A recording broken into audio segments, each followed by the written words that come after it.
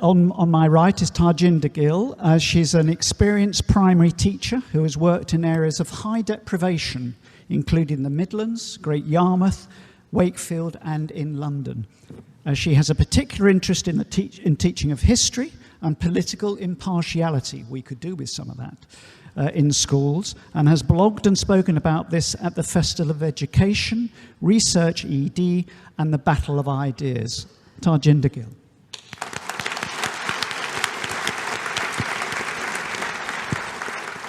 To Tarjinder's right is Winston Marshall. Winston is a musician, songwriter, and podcaster. You'll know him best as a former banjoist and lead guitarist of the British folk rock band Mumford & Sons.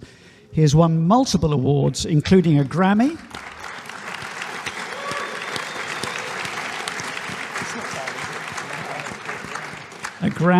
two Brit Awards, and after leaving Mumford & Sons, he started an interview podcast with The Spectator magazine. Winston Marshall.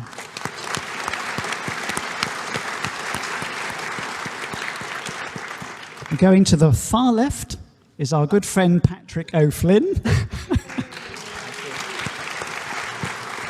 As you know, probably, Patrick is a journalist who served as a member of the European Parliament for the East of England from 2014 to 2019. He was elected under the UKIP banner but resigned from them in 2018 and joined the Social Democratic Party. What a sensible chap. He read economics at King's College, Cambridge, following which he worked as a chief political commentator and then political editor of the Daily Express. Since 2019, he has written frequently for The Spectator. Patrick O'Flynn.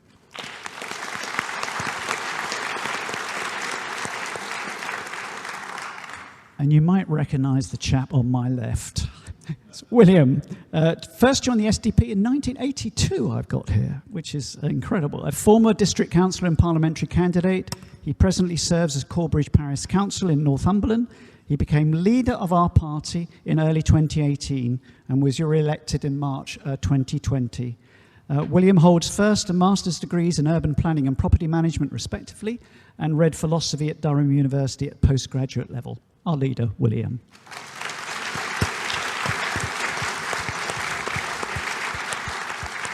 Now, I'm glad to say that members have taken advantage of the box at the back which closed at 2 o'clock. So I've got a series of questions here. Now, Rod Little talked about us being the best read political party. I'm afraid what we're not best at is handwriting. I shall do my best to try and decipher some of this. So the first one here is from Mark Howe in London.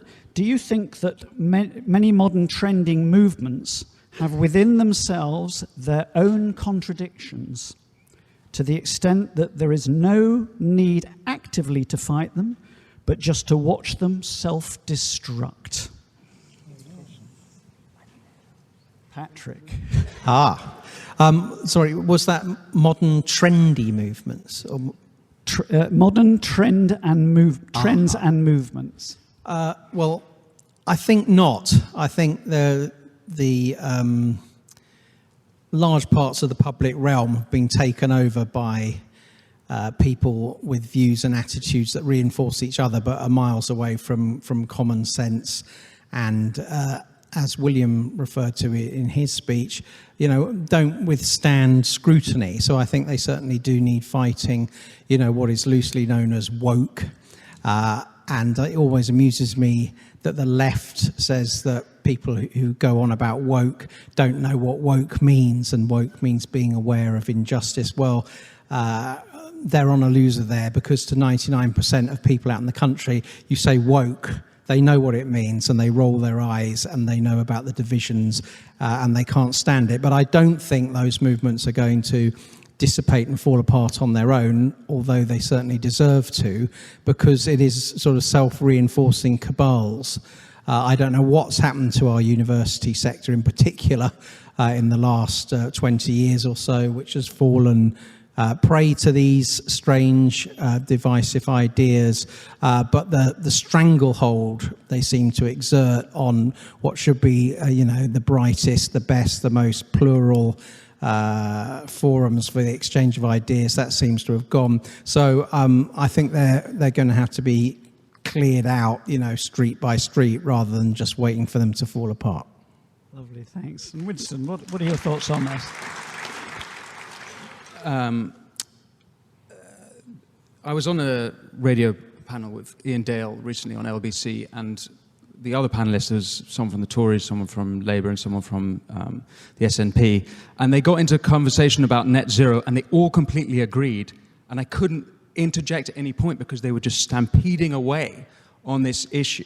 And I really don't think they'd ever had their ideas around that issue challenged.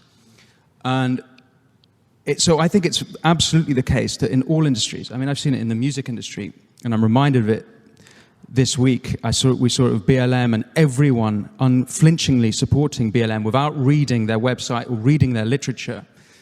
And they just go along with it, absolutely. And we've seen this week, BLM supporting what Hamas have been doing.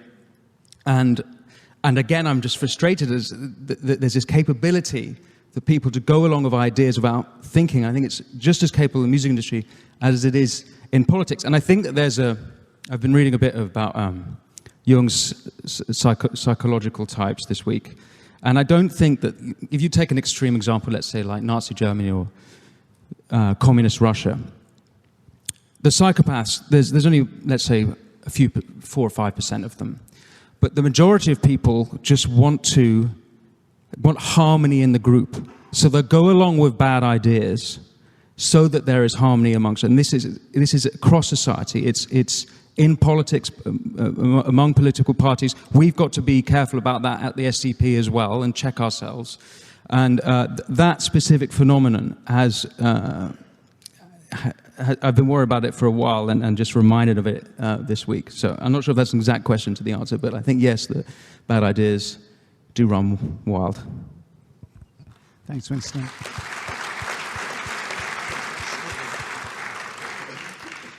And Tarjinder, your area of expertise is education. Do you think this is going to correct itself within the education world, or do you think something else is going to have to be done from outside education to get some correction? Well, I just don't see how, if we just leave things alone and don't have a public debate about it, I don't see where the counter idea is going to come from. It's like saying, well, you're basically rubber stamping it then and saying it's okay by being silent. So no, I don't think you can allow it. And, from my own position, or my own perspective, how am I supposed to say actually there are alternative views if there are no alternative views? I can't promote that idea. I can't promote sort of impartiality and saying right, children should be able to should be taught a range of things or should be taught the debate if there is no debate happening. So no, I don't think you can just stand back and just hope it corrects itself, because it won't. It will simply be accepted as fact. So it's going to be activism that's required against these movements? I don't even necessarily think it always has to be activism, but I mean, the fact that people will debate these ideas and are willing to do that publicly is important. Because I mean, what the person was saying is, should we just stand back and do nothing? And the answer is no, we can't. We can't afford to. Lovely, thanks.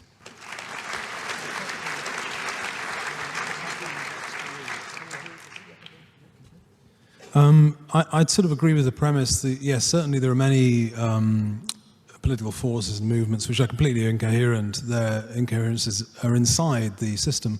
A couple of examples I give. First, the idea that you can have, laissez-faire, free market purism and be a conservative. You just can't. You just can't. The results of it are that your factories get closed, your industry gets gutted, and the factories close and the drug dealers move in. You just can't be a social conservative and a free market purist. It's nonsense. It's taken quite a long time for some of them to realize this. Second example I'd give is really from Ben Cobley's book, The Tribe, the Liberal Left System of Diversity, which is that within that coalition, the rainbow coalition of minorities, you have minorities that are completely antithetical to themselves, completely. I mean, the sort of, to be humorous about it, the sort of Queers for Palestine thing, it's just, sorry, that's not a viable coalition. So it's, yes, I mean, on Mark's point, you could leave it on its own and it might self-destruct, but actually it's very dangerous because free market purism has caused major problems as these other these other mad ideas do. So I think they might be incoherent, but you've still got to face them up. Thanks, William. Well, Mark, I hope that's answered your question adequately. One from Adam Hibbert from the southeast, who's sitting in the front here, and I'm going to direct this at William straight away because I think this is very much in his area. Are we ambitious enough? Well, it's a good question. I think we are, and I've always been, under my leadership, I've always been honest about our aims and about the sort of flight path of where we can go. I think you've got to stay in there. As Churchill said, you've got to keep on buggering on. I've never been to an SDP conference which isn't bigger than the previous one of its type, so we are making progress. But I've never been. It's not in my nature to just bullshit you. I'm not going to say prepare for government. It's ridiculous. We are, and I think the people in this room, we have convened realists. So on this question, I think we are very optimistic. In the long term, I'm not only optimistic, I'm very, very confident because our ideas sit right on top of 55% of the public. When I tried to draw out in the speeches, there is a mainstream majority just waiting to be represented. And Matt Goodwin might talk about that later. But that's, so long term, I'm very, very, very confident. You've got to keep on going. But I don't think sensible people are going to be impressed by leaders just being unrealistic. Actually, on the 4 examples that we've had of political movements being born and developing, we are exactly on the flight path, I promise you. The 4 are Labour from 1902, 20 years to get into government. Post-war Liberals, 60 seats, 22%. Took them 20 years to get back into being a national party. Ecology Party became the Green Party, 20 years again. UKIP, easier with a single issue, took 20 years. I think we'll do it quicker, but I think 15 years is about reasonable. I think in the 2030s, this party will be a very, very big party.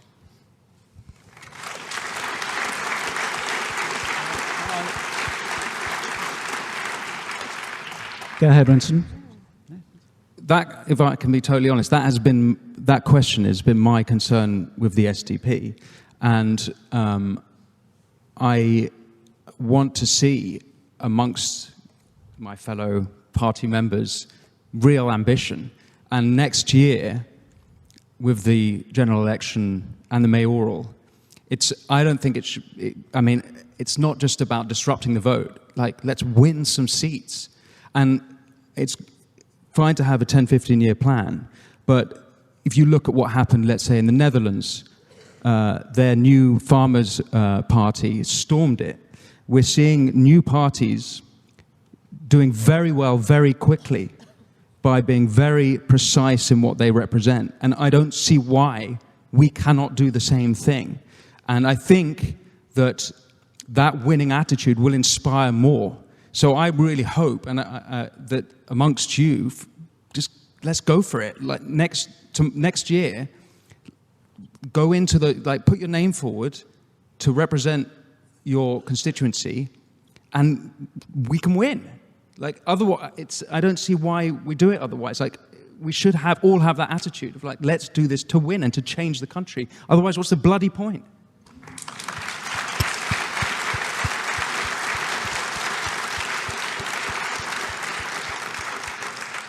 There's a man after my own heart. Tarjinder, are we doing enough? I don't really think that I got an answer to that, in the sense that I can only repeat what other people have said.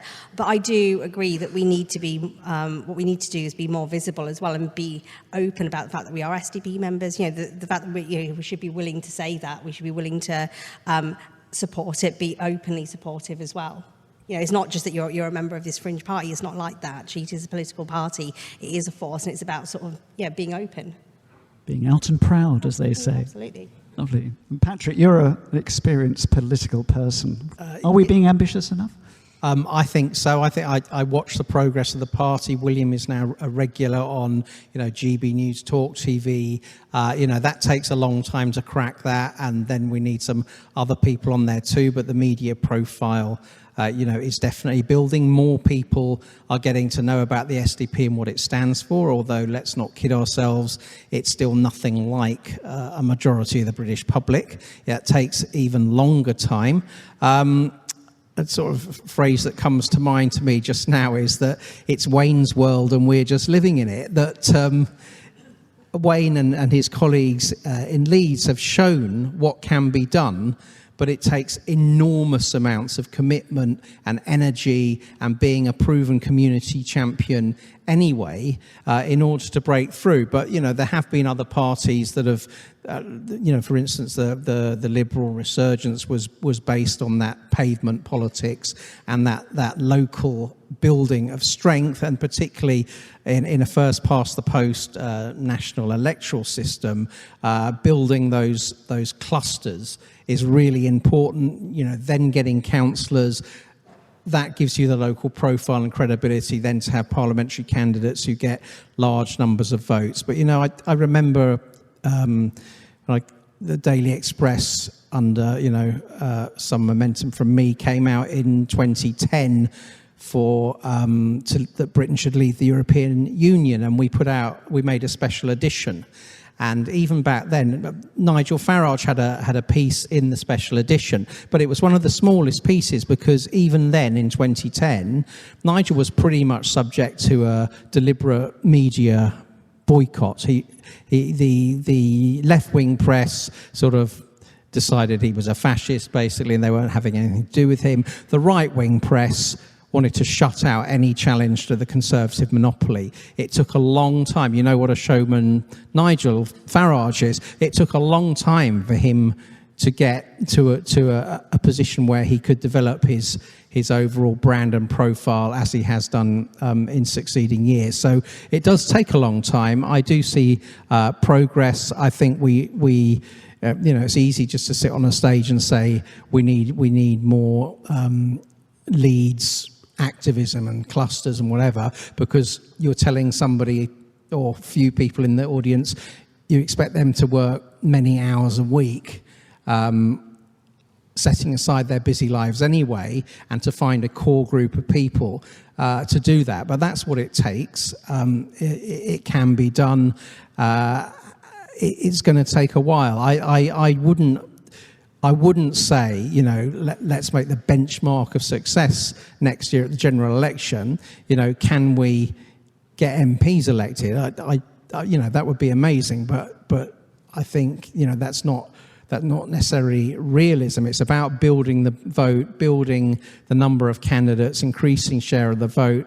William getting on television more, as he's been doing, that can go to the next level, getting some more supporting cast on as well.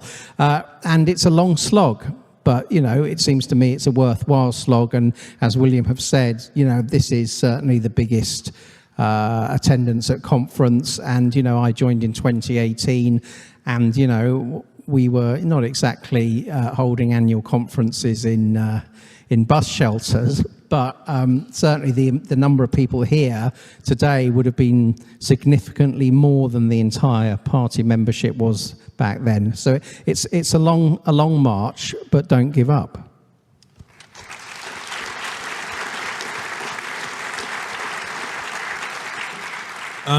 Just another point to add on to what everyone else has said.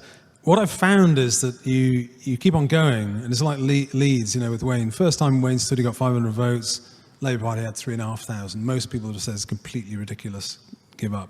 And we tried and tried and tried. We never went backwards. Some tough results. But when you win, it was like a tidal wave. We got more votes than all the other parties put together. If you keep on going, it can happen as long as you share the values of the people that you hope to represent. And another little sort of thing, I've always found it sort of chug, chug, chug, and then you get a massive thing happens, like Patrick joining and things like that. And before the end of the day, maybe. So the big message there is it's a long struggle, hard work. There's no magic bullet along this road, but hard work, folks. I've got a couple of questions here which are more or less the same one, and I know this bothers some of the younger members of YSD, so I'm going to ask it because it is quite an important question. And it's Mark Stenner from the Southwest who's asked it, and Matthew Murphy from the East Midlands. So I'm going to combine them two, if I may, chaps. I'm going to read Mark's one out. Is the party going in the right direction with its increased focus on culture war, when 72% of voters don't see it as important? How does this differentiate us from reform and reclaim? So I think that's quite an important one, and I'm going to ask our leader about that one. On social media, it's a difficult challenge because, as you know, we produce serious stuff, green papers on economics, and the one on agriculture is going to be published soon. And we did a housing debate, a long, decent housing debate, 2 hours, brilliant guests to come and speak on it, and experts. And if you focus on something like that, which I think is the biggest issue affecting young people, on social media you won't get many retweets, you won't get much coverage. You get a little bit. You might get a few hundred shares and so on. And genuinely, I think almost the more serious and granular the economics or the housing or it is, the less cut through you'll get. If there's some culture war issue which just is in the news massively, and you get on the train, it'll go big, and it does go big. It's not actually something. I'm totally aware of it, and I sympathise with the question. Actually, if anyone's listened to me over the last 5 years, you'll know what prominence I give serious thought about economics and housing. I care deeply about it, and it's very, very important. But it is true that you get cut through on woke issues and culture war issues. And I think the culture war is important because actually a lot of the economics I criticise is actually downstream of culture, because it's about indifference. People they just don't care. People don't care. And we've lost the us. There's too much me, me, me. So they're interrelated. I'm aware of the issue. I don't think it's particularly soluble. That's what I'm saying. And Winston, is culture issues a big issue? I'm particularly attracted to this party precisely because I think it's William has come up with a lot more profound and serious. We put a lot more serious thought into economics and issues like housing, and that the country really cares about. I think that it looks like the Tories are kind of getting it on some of this cultural war stuff, and you've seen that with. Let's say Tavistock and the fact they can define what a woman is, but I don't know if that's necessarily the thing that we should be defined by. So much. We should definitely be able to define what a woman is, obviously, but I'm not so concerned about that. And Tarjinder, in your world, is culture an important issue? Well, yeah, obviously in education it is. And I think, while I don't think the party should be defined by one issue, because you don't want it to be just about the culture war, we want to promote the fact that we do have policies on everything else. I'd be interested to see where that statistic comes from, because while people may say they're not interested in culture wars, there is still the individual issues of things like gender, what's going to happen with transgender issues, for example. Like, we're still waiting on guidance from the government, by the way, to know what to do. So we're in a very sort of in a period of flux, and I still think that what we've seen so far is basically the tip of the iceberg. Okay, so you had in the first sort of wave after the George Floyd murder, you had like quite a big sort of open, people openly supporting, say, BLM or certain policies and going down certain routes. However, in the vast majority of the country, it didn't happen that quickly, but that doesn't mean that it's not filtering through. And it doesn't mean that it's not filtering through, for example, at local level. So one of the things that always concerns me is that, the portrayal of how things are happening in education is like, you've got these radical teachers and they're implementing these ideas, but it's not that straightforward. You've got local authorities like creating guidance, you've got government guidance, you've got different people like, lobbying you. And that's not gone away. Like even just sort of, last year I was sort of involved in an issue I don't want to go into it in too much depth, but essentially it was about, sort of potentially having some sort of link with critical race theory in a project in the school. Now, these things are still happening, and it's only when they do start to happen in schools that people then become aware of them, because it's so localised, and it's only when you then sort of have groups of people coming together. So I still think it's going to become more of an issue than you think, because it's not there yet, but it is still being pushed and promoted in various different ways. So it may not affect everybody right now, but it will do.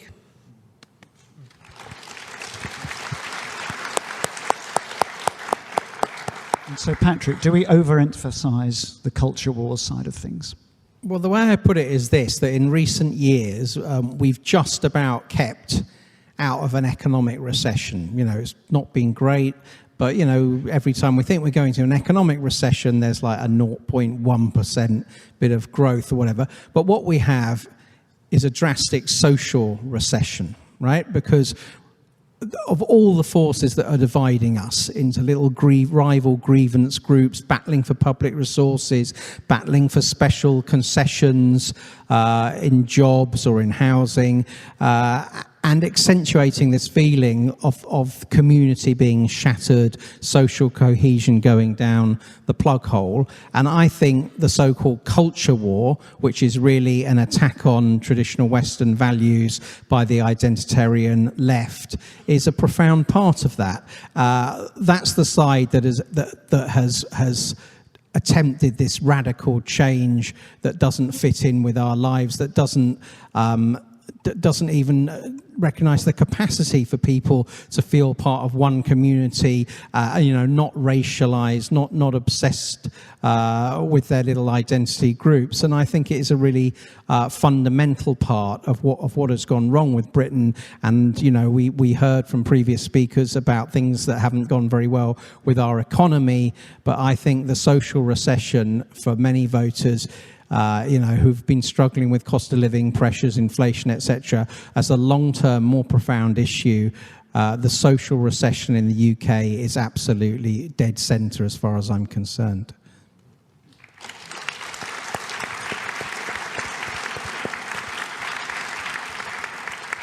Now, I've got a few technical questions here, which I don't want to dwell on, because one involves artificial intelligence, and I'm not sure we've got any great experts on unemployment and artificial intelligence.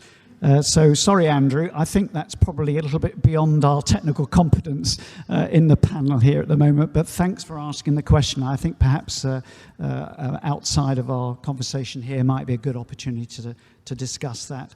And Yvonne, you've asked 3 questions, which I think is a bit cheeky, but what I will pick up on is your middle question about where we stand as parliamentary candidates with us and the Reform Party.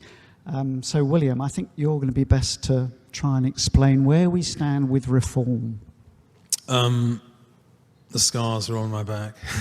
Well, obviously, we concluded a national general election pact with Reform October last year.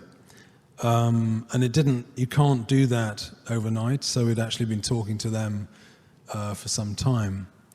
I'm not against parties working with each other, and if you back PR, you ought to be able to work with another party.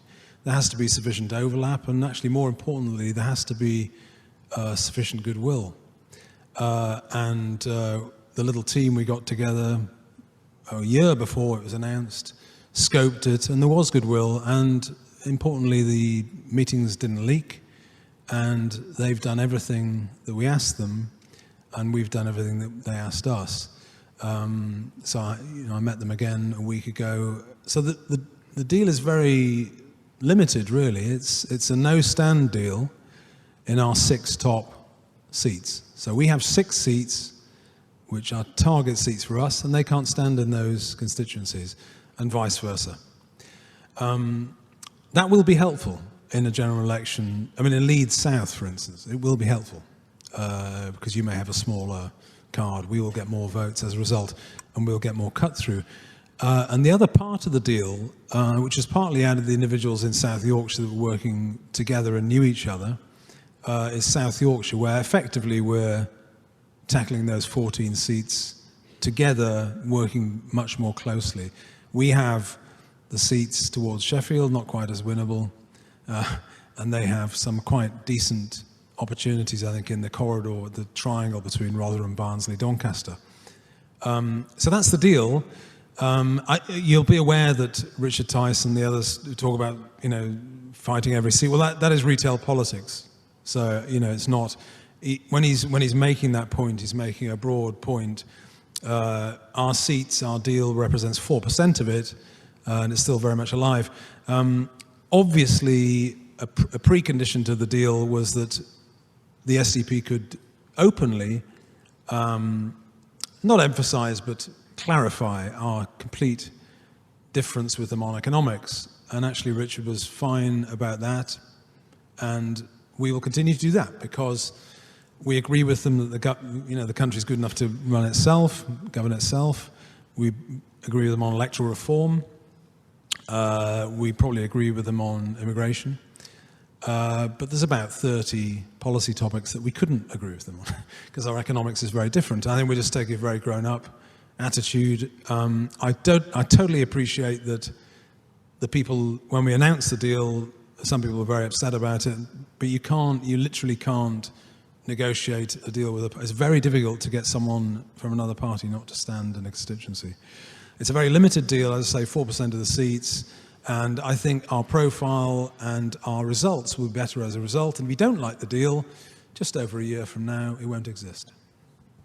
So it's a non-aggression pact rather than any sort of amalgamation, which is very limited.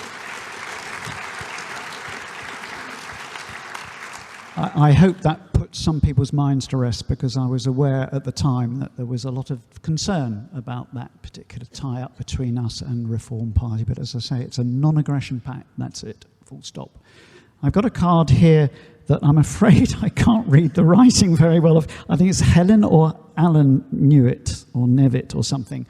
Don't worry, I'm going to ask this question right at the end because I think it's more appropriate as a finale, actually. So what I'm going to do now is open the questions to the floor for those that haven't written down any questions. So has anybody got a burning question for our panel? I've got a gentleman's hand at the back there and another one in the same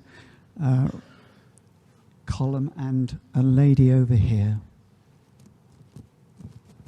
Hello, I'm a guest. My name's Robin Lambert. I'm from Market Harbour. I hope to join the SDP imminently.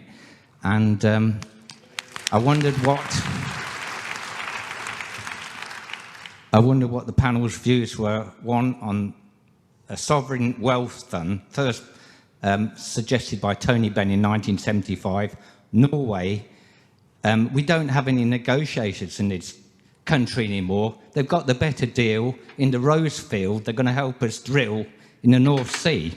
That's number one. And the digital currency danger to our spending and the monitoring of our lives by these new digital currencies, of which Sunak's father-in-law is one of the proponents. Ooh, wow. That's a slightly technical question. We've got any economists on the panel here who'd like to have a go at that one? I would just say on the digital currency thing, like you, I instinctively recoil. I still like to do as many cash transactions as I can.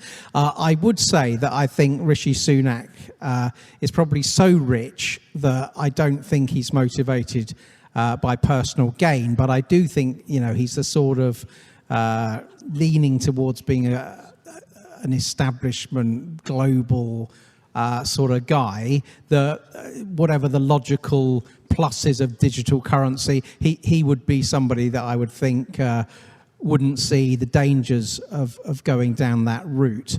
Now, your other question was sovereign wealth fund.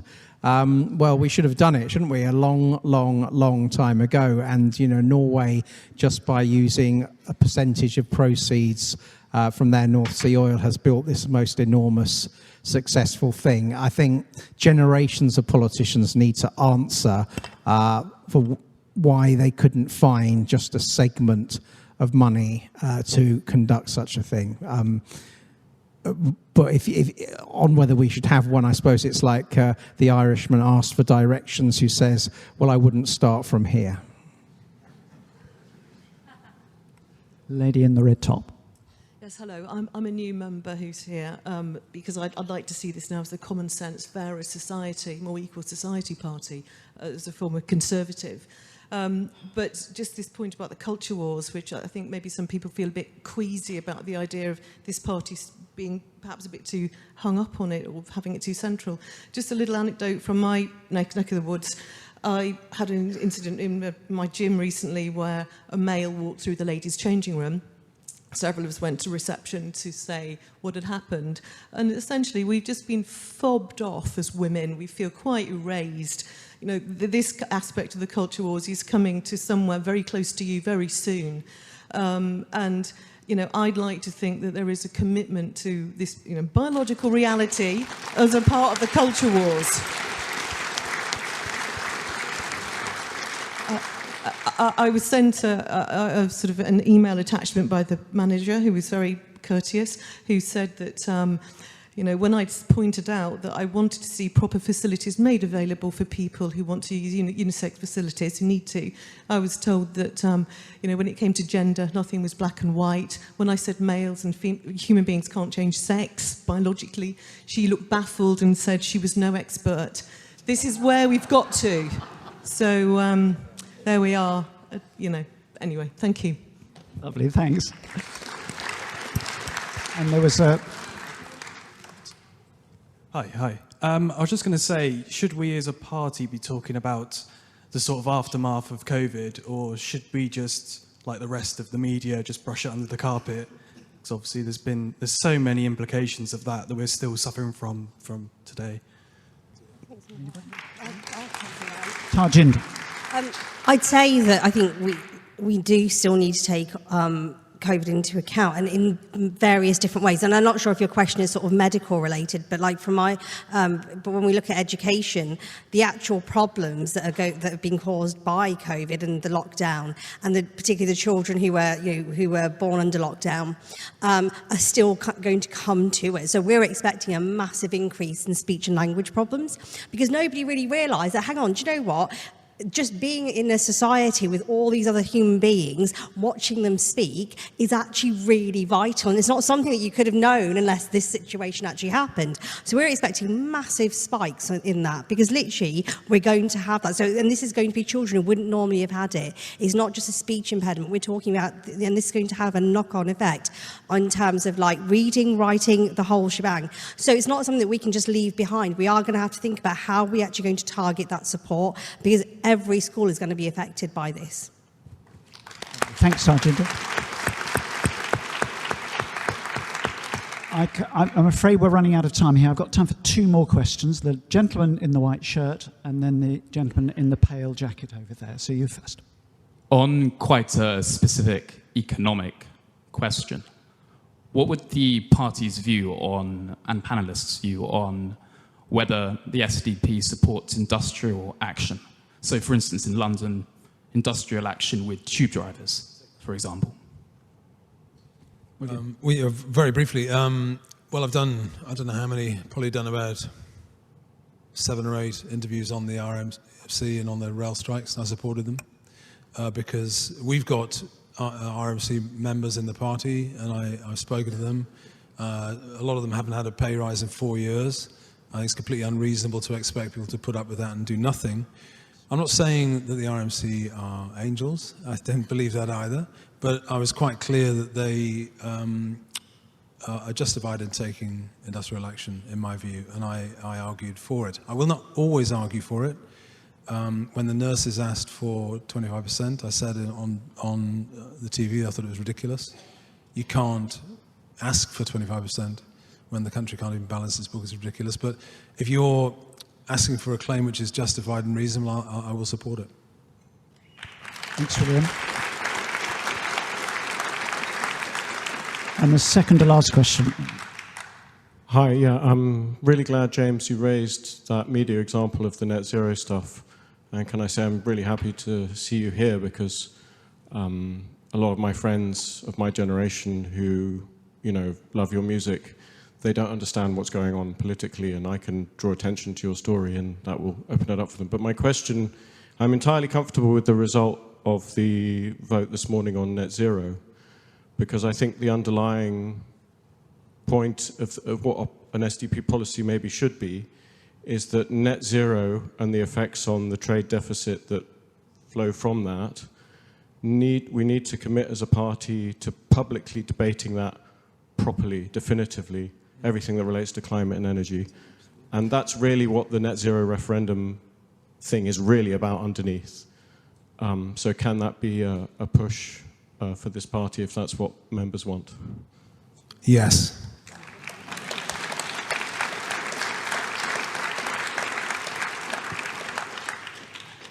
And the last question, which I've got in a card here to every panellist, I'd like their opinion on this one, because it's quite an important question. Can we push the Yes Minister to be a prime-time BBC as a documentary and not as a sitcom?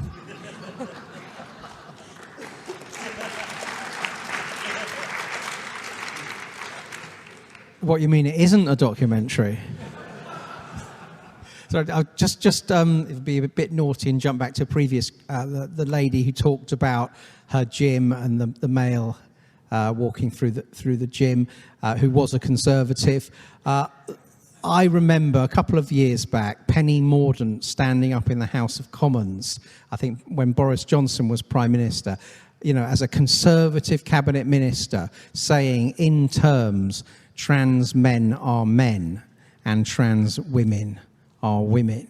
And that's a senior Conservative. And one of the things I think has been the best thing about this party is nobody that I'm aware has had any time for such sort of anti-scientific rubbish, and everyone has stood up on the correct, logical, just side of that argument. And I think the pendulum is now swinging towards us, even though the other side of fanatics and well dug in. So I'd say sort of welcome aboard, and you'll find a lot of friends here.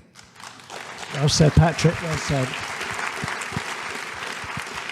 Yes, Minister, as a documentary? Yes. I think probably everybody would agree with that one, actually. So I'd just like to say thank you. I mean, it's been slightly shorter than ideal, but, you know, these things happen in conference. So I'd just like to thank you all, Winston, Tarjinder, William and Patrick, for joining our little panel here. I hope you found it useful, and we will obviously continue with this because I think it's quite a useful forum to have at conference. And as I say, we're running a little bit behind schedule, so what we're just going to do is reshuffle the stage a little bit and crack on with the programme straight away. So if you need to have a break, please be quick. Thank you.